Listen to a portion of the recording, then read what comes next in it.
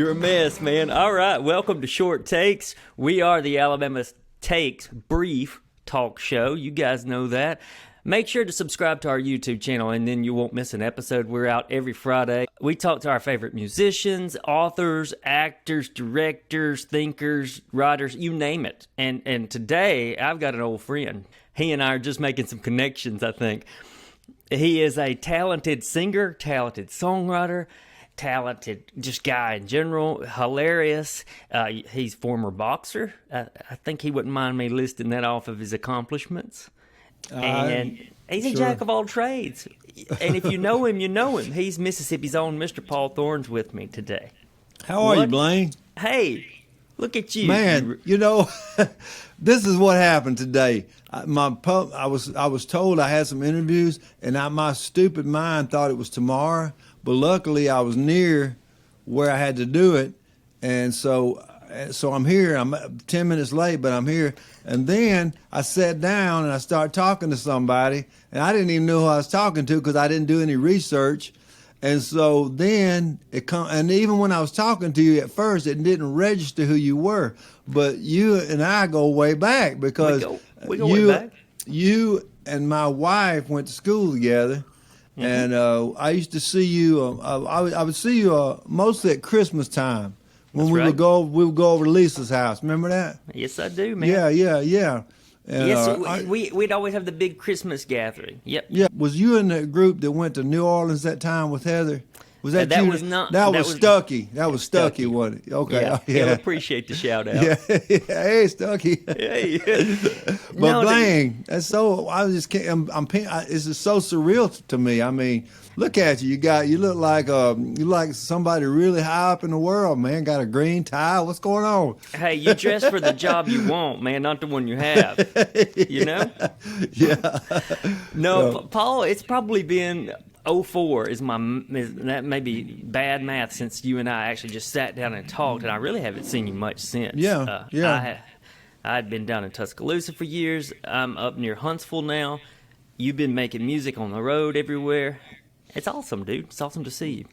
It's awesome to see you, man. I'm just pleasantly surprised that you are you. I've been doing a lot of these interviews, and half the time they're doing the interview. They got to do the research. I didn't do any research, but you don't have to because you know a lot about me already. I know you. Yeah, know a lot about. Yeah. I know a lot about you from those years. That is for sure. We'll cut to the chase, dude. We will talk about this new album. It's coming out August 6th. So if you're watching when we release, if you watch on release day, good for you. Thank you. And 1 week from today, you can go get Paul's album. You can pre-order it now, though. Never too late to call. That's it. That's it. What do you want people to know about it before they get their hands on it? Have you heard the record? I have not heard the record. I've heard. I think I've heard you play a single off of it. Okay. Well, anyway, it's just the album's called "Never Too Late to Call," and that's the title track of the album. And the song was written in honor of my sister Deborah, who passed away a little over a year ago. And I'm sorry to hear that, man. Thank you. And when I was on the road, I could call her after the shows late at night because she was a night owl, and she would always be awake. And when I would call her sometime, I would say, Deb, I'm sorry I'm calling so late. And more than once, she said, don't worry, it's never too late to call. You're my, and she said those words many times. And that line she said became a song. And, now that she's gone, I miss her. And so I tried to put her memory in this song. But it's not just about my sister. It's about anybody. Whether you lost somebody or if you just have a friend that you can depend on, that you can call at all hours, it's for everybody, because we all hope to have somebody like that in our life that we can just call and they'll pick the phone up. Well, and it was recorded in Memphis at Sam Phillips' studio, and where Elvis recorded a lot of his stuff, and there was a young producer by the name of Matt Ross Spang.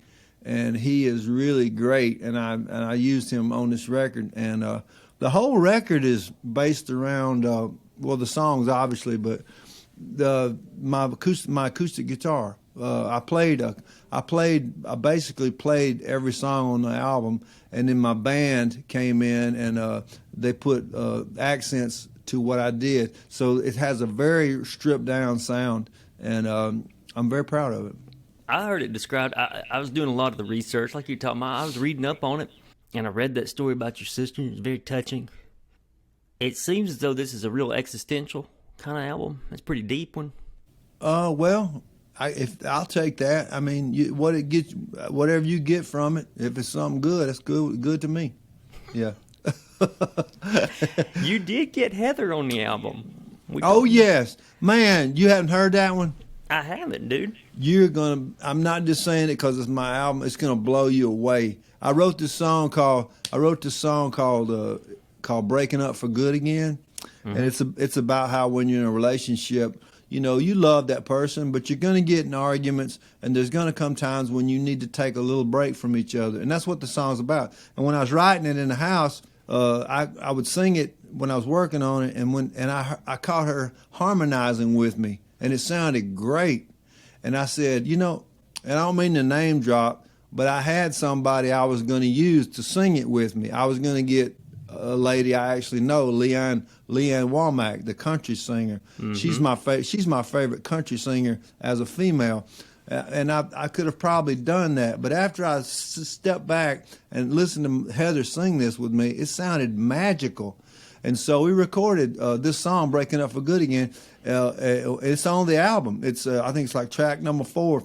We cut it just like we did it in our living room. I'm sitting there playing my acoustic guitar, and when we recorded it at Sam Phillips, she was nervous about being in a studio because she never had been, and she's surrounded by all these professional musicians and stuff. And so the producer Matt, he had these wall petitions, and he put 4 of them and made a room around us. And me and Heather went into this enclosure with one microphone, and we sang the song 3 times. Out of those 3 takes, they took the best bits of each take and made a song out of it. It just happened just like that. And there's no, we didn't use any pitch correction. We didn't use anything. The way you hear it on the radio, on records, the way we sang it. And it's really, really a special song. It's probably my favorite song on the album because I think people, when they hear it, they're gonna say, "I know what that's about," because they're living it too, Yeah. And the other thing that's very exciting is September the 21st. She and I are singing "Breaking Up for Good" again on the Grand Ole Opry in Nashville. Really? That is awesome, man. Yeah. Is she already getting nervous about that one? Oh yeah, she's very nervous about it. She's very nervous about it. But that's normal. I mean, I've played the Opry twice, but I don't really get that nervous because I do it all the time, So it's just another place to me, although it's a very special place. But Heather, has not sang. She sang in the studio once on my album, and she's going to do a gig. I think I'm doing 3 songs on the Opry, and she's going to sing one with me. Yeah, I'm not even going to use the house band. We're going to do it when we sing it. It's just going to be me, acoustic guitar, and her. Yeah, because I think that will be the best way to present it. Did you have to wrangle her did you have to talk her into getting in the studio at all, or was she pretty for it? Well, she always plays. She always says, "Oh, I can't do it. I can't do. I'm afraid I'll mess up this, that." But we have sang it out in public a few times in front of a crowd, and she's killed it every time. Good for her. Yeah, it's gonna be fun, man. That's good to hear, man. Yeah, it's pretty amazing. She's gonna freak out when she hears that you was the guy I was talking to. Yeah. I hope you. Yeah, I wish I could see her reaction. It's been way too long. You got some tour dates on the horizon. A lot of viewers, for our viewers, are in the South. I think probably the predominant amount of our viewers in the South. They'll be pleased to know you're going to be in Birmingham on September 23rd. You're going to be at Atlanta the 24th of September. And we'll drop some links so people can see the rest of the show dates. Did the pandemic get you excited to go back on tour? Did you get too restricted in the house? Well, it's a mixed bag. It's a blessing and a curse. The curse was, I lost income for nearly an entire year. Yeah. But the good part about it was I got to be home with my family for a solid year, which is something I've never gotten to do because I'm gone a lot. I have a good profession, but it comes with a heavy price, and the price is having to be away. So to be completely honest, it's gonna I want to go out and play, but it's gonna hurt pulling out of that driveway, man. It's gonna hurt because I've got but our youngest daughter's 17 years old, and she's fixing to go into her senior year of high school, and and I'm gonna miss a bunch of stuff like I have in the past, but this is how I make my living, and I couldn't make what I make, working at the furniture factory. So this is what I do, and I'm going to go out and do it. But I did get COVID, man. I got COVID. I was in the bed for 2 solid weeks, and it was not a good situation. But I made it. Man, when did you catch it? Right after Christmas. We had a Christmas. My mother's 80, and she has dementia. And she said, I want to have one more Christmas with my kids, because I don't know how many more years I'll be here. And so we pared it down to 10 people. And they said keep a small group, okay? We did 10 people. The very next day after Christmas, 8 of us had COVID. 8. Yeah. And so you had the rough version. I had the rough version. Yeah, it wasn't easy on me. I was just I was bedridden. It took all my strength. I would get tired just walking into another room. But it was for real. It's for real, that virus is. But I didn't die. I'm here. I'm back. I'm glad you didn't, man. Yeah. That sounds rough. It was rough. Yeah. You do a little interview show, or you did, with Tails and Ales. Are you still doing that? I haven't done it in a while because of the pandemic, but and I've got a lot of other things on the plate with touring and everything. Sure. But I'll be doing some more of those. Yeah. When I did Tails and Ales, I was sponsored by the beer Lagunitas. You know that beer? I don't. Okay, well, it's a really good beer, and that's why they call it Tails and Ales. Yeah. So, but yeah, I did a bunch of those, and I got to interview some really interesting people, and you got some guests that you really love talking to. Oh yeah, almost every interview I ever did, I enjoyed it. There's been a couple times where how sometimes when you're interviewing somebody, if it gets off on the wrong foot, it's really hard to recover. You know what I mean? Yeah. I mean, it wasn't a thing of, anybody got mad or anything like, but sometimes you just can't, sometimes you just cannot catch a rhythm with somebody when you're talking to them. That's just the way it is. Yeah, but it wasn't anything against them. It was just didn't come out right, Yeah. And you're pretty active on Instagram. We'll put that also in our feed, and we'll drop the text down at the bottom of the screen. They can follow you on Instagram and Twitter. Do you like social media? Oh, well, it's a necessary evil. It helps me promote my shows and do all that. And, I do Instagram and all that. But, my fan base, a lot of them are the age of me, and they don't do Instagram. They don't do, Twitter. They don't do, mostly they do Facebook, the older people. And so, it seems like it works really well for the kids. They really like it, and I like doing it. But I don't have the greatest numbers in the world. But that's just something you have to build over time. You told a good joke today. You like that one? I loved it. I made it up. You want to share it with us here on our show? Yeah. Okay, I made this up. Okay. Man, did you hear about? Okay, you have to act like you hadn't heard it. Sure. Man, did you hear about what they said about Mr. Potato Head abusing his wife, beating his wife? Yeah. Come to find out, he was a dictator. It's funny. I can't wait to tell my wife that, but she's gonna love it. Man, I still got that sense of humor. Do people still bring you kazoos to your show? Every once in a while, yeah. Every once in a while, yeah, they do. See, that's how long it's been since I've seen you. Yeah, they man, were bringing there's you kazoos. A lot's been going on, man. They bring me all kind of stuff. Like if I mention, like for instance, on stage, once I mentioned that I like to eat every now and then. I like to have a Spam sandwich, right? And so, which I do.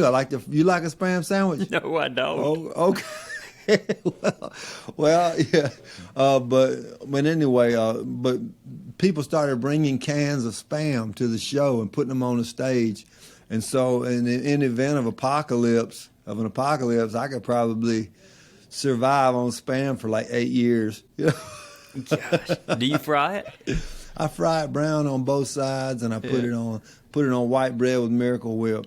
Yeah, Okay. and then you get the Lay's ridged potato chips. Okay. The kinds that's strong enough to hold a big old scoop of French onion dip on it. Mm-hmm. So I have a Spam sandwich with Lay's chips and French onion dip. I should have introduced you as culinary expert as well at the top of the show. Well, that's just one of my titles. Well, let's get into our 4 questions. Our 4 questions are a little more in depth, and we'll see how you handle them. Full disclosure for our viewers, you have not gotten the questions beforehand on this one. A lot of our guests do. No, I don't. I'm reading it before doesn't make my answer any better. Let's do it. Our first question: what's a concrete object or 2 or 3 that would reveal more about you than people might realize? A concrete object Yeah, that would reveal something about me. yeah. Because I have a guess on what you would say. I had a guess when I came up with this question for you. Well, I'm not sure. Oh, okay. I have that brings to mind a statue of Jesus that stood in my dad's yard for over 30 years, and I wrote a song called 800-Pound Jesus, and it was 800 pounds of concrete with rebar in it. And recently, as he's gotten older, he said that he wants me to start having things that he could leave to me. So not too long ago, me and some friends who had a crane went over there to my dad's house, and he wanted me to put the statue in my yard, which I would have been glad to do. But when I got it over to my house, I painted it. I repainted it because it had been out in the weather for 30 years, and he never actually even painted it. It was just white. It was white concrete, but I painted it. I did the details and everything. And so now it's in our house. Really? You got it Yes. inside? I have an 800-pound statue of Jesus in my house. Yes, and he throughout whatever the holiday is, we decorate him. Like on Halloween, he wears a Hulk Hogan mask, and at Christmas, I put a Christmas hat on him, and And then when it's Easter time, I just kind of duct tape a basket to his hand. Yeah. I thought you were going to say your lunchbox collection because of your love for. Okay, well, those, you know what? Those old shows.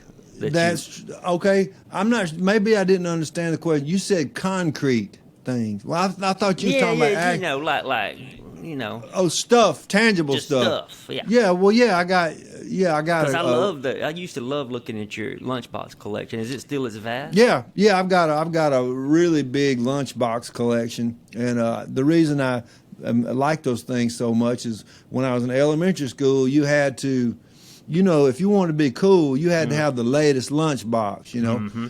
And so it was like a status thing, I think I had a Grizzly Adams one. Do you remember that one? Yeah. Yeah, I had a Grizzly Adams. Every year you had to update it and get the newest one. And so I've always thought of it as a status thing. So now that I'm a grown man, I still think that way. So that's why I've got a massive lunchbox collection, and I've got some real. I actually have them in china cabinets, where you would put your china. You put your china. They're all in china cabinets, and I have a building behind my house. A big building, and all my collections is in this one building. Yeah. Now, correct me if I'm wrong, but didn't you have the Coy and Vance Dukes of Hazzard lunchbox, the rarity? I have the real Dukes, and I have the counterfeit Dukes. Man. Yeah. I got both of them. Yeah, and I don't care about what they're worth. That don't mean anything to me because it's just for fun. But you just don't see the Coy and Vance one. No, you don't. Much. No, you don't. And that's a pretty coveted one. Yeah, I've got it's on display. I got them right next to each other. That's so cool. Question 2 in our back half of our show. To me, you've always been a fearless guy, brave guy, lots of guts. I mean, hardworking as well. Or the proof enough of this is stepping into a ring with Roberto Duran. Yeah. But Well, there's I got to be did. something that scares you. So I do. No, all that scared me. I had, the definition, a hero and a coward feel the same thing. It's just the hero moves forward in the face of fear, and the coward don't do nothing but stand there. And so I had 50 fights in my life, and every single time had a fight, I was nervous. I think boxing is the scariest thing I've ever done in my life because, you've trained to go in there and beat somebody up, and guess what? They've trained to beat you up, and you don't know who's going to win. I had a lot of fights, and I was nervous when I fought Roberto Duran, but I was also nervous when I fought some guy you never heard of because until you walk that lonely walk to the ring, until you experience the fear, there's so much fear. Just to say I wasn't afraid, which you said, I was afraid. But you have to control it. And I have faced my fears a lot. I've been in the ring, 50 times. I've jumped out of airplanes 170 times, and I was scared every time I jumped. And to a degree, I'm a little scared when I go on stage every night. It's just that I've learned how to control my fear, and I've learned how to stick to my game plan. And one thing that really helps is being prepared. And when I go on stage, I have a pretty rough outline of what I'm going to sing and what I'm going to say. Being prepared really helps with the fear. Yeah, are you still into skydiving? You've done that. No, that was a long time ago. I did it for a long time, but it was just something I did. It was a phase I went through, but yeah. I remember back when you used to skydive quite a bit. Heather skydived. She did That's one. right. She did a tandem jump, yeah, and it was fun, yeah. I remember that one too. You hadn't seen our daughter, have you? Don't think so. She looks a lot like Heather, man. It's crazy, yeah. Wow. Yeah, I'll have to reconnect with her. Oh, she's gonna lie. some She's gonna pictures. die. She's gonna die when she hears I was talking to you. I love it. Yeah. Our third question is, what's an existential question? We mentioned existentialism or the existential questions or these deep things. Is there one that keeps you up at night or that you think about a lot more than others? Well, there's a lot I could put, but let's just talk about the big one. Do it. I wonder a lot about what's going to happen after life. Me too. Yeah, I wonder about that. I grew up going to church, learned about Jesus, and got some good things from it. Learned how to play music, got a lot of good things from it. But as I went out in the broader world and went to other countries, I met people that they don't pray to Jesus; they pray to something else. But they have the same sincerity and they have the same, the same traits of a Christian. And so my, limited knowledge opinion is I think we're all praying to the same thing. We're just calling it something different. I like that. I have thought that myself. That's one of the, you kind of brought up the question I sometimes ask guests on this show is, what do you think happens to us when we're done? When I do my interviews, that's one of the questions. If I see a person's receptive, I ask them that question. And more often than not, the answer is, I don't know. And that's kind of the answer I have. And that I don't, everybody, there's a lot of people that claim to know what's going to be on the other side of life, and there's a lot of people that actually get offended if you don't believe what they believe, especially in the Bible Belt, Oh yeah. And so I don't know. I just don't know, and I the only people that know is in the graveyard, and we can't talk to them Not that I know of. unless we get a Ouija board. Yeah. That's the only way I've heard. I don't even know if that works. And if that thing really worked, you wouldn't have to put your hands on top of it to get it to move. I know. Yeah. All right, our last question for you before we wrap. Our website's the Alabama Take, and we have a catchphrase among all of us folks who started this. It's called that something's done up real good. Now, I have to explain that one to a lot of guests, but I bet you can kind of see where this is going. If it's done up real good, you're saying it's making you happy, or it looks good, or it's tickling your fancy. My mom used to say this when she would iron a shirt for me for school. She'll say, "This shirt's done up real good. You need to wear this one." Yeah, I do know. So what's done up real good for you lately? What's something you've been into? These could be Something I've anything, been into? music, movie, a painting, whatever that's you're digging. Well, I'm doing a lot of during the pandemic, and even now, I've been doing a lot of artwork. Yeah, you And, always had some art going. Yeah, I do artwork. That's my hobby. That I do, and I've got some pieces of art I've done. Run out of things to watch on Netflix. We don't watch about everything you can see. Yeah. What's the last good show you watched? Man, let me see. Oh, there's a movie called I got it on Redbox. It was called yeah. Well, we got cable, we got satellite and all that, but we live so far out in the country. A lot of times we have to go to Redbox. Gotcha. But anyway, there's a movie with Bob Odenkirk. One half of Mr. Show. Remember that guy? I love him. Yes. Yeah. Well, he's got a movie out called Nobody. Uh-huh. And I didn't know what to expect, but it was fantastic. It's kind of his action turn, right? He kind It of did a is. little It action is. in it. If you hadn't seen it, I mean, this is so over the top. It's more over the top than anything I've ever seen as far as an action movie, and it's got that little Bob Odenkirk wink in the eye. He's doing it, but he's got a little wink in his eye. It's it's all put on, but it's real too. But yeah, I like that movie a lot. Yeah. I've heard good things about it. I'll check it out. You need to check that out. I will. Well, my man, it is so good to catch up with you. And I tell you what, it's made my day. It's made my day. I'm recording you right now. All right. And I want to say, I'm here with Blaine, Heather. I'm here with Blaine. Can you believe it? Insane Blaine. It's me. And say hello to Heather, Blaine. Hey, Heather. Man, this is crazy. I mean, I can't believe this. I'm gonna reconnect with you, Heather. I'll find you online. Yeah. So how long you been doing this? This show? Yeah. Okay, so our website started about 2018, and this little show I've been doing since May. Yeah. Yeah, it's been fun, and I Awesome. thank you for spending a few minutes with me today. Oh man, it was a pleasant surprise because I never know who I'm gonna be talking to, and I just kind of wing it as I go, and that was so good. It was you, man. I loved when the moment hit. It was right before we pressed record. The moment hit, Yeah. and you thought, Yeah. "Oh, I know this guy." Yeah. Well, send my love to your family. Say hello to Heather for me. I will. And maybe I can get out there and see you one of these days. I would love that. Reach out to me anytime you want to. Okay. And for our viewers, check out paulthorn.com. Check out the new album. You can pre-order it. You got a week to pre-order it. But if you watch us the day of, in 1 week, you can just go grab a physical copy of this thing. Listen to it. It's, as you heard him describe, it sounds like a real personal, uplifting, beautiful album. His wife Heather's on it. She's a sweet girl, sweet friend of mine. Yeah. Much love to you, Paul. I'm so glad you did this.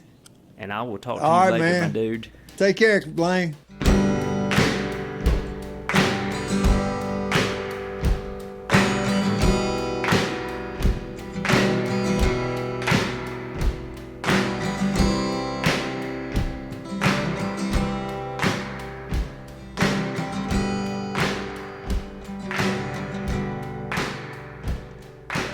Will went walking and was blown away. Found his finger by my mama's grave.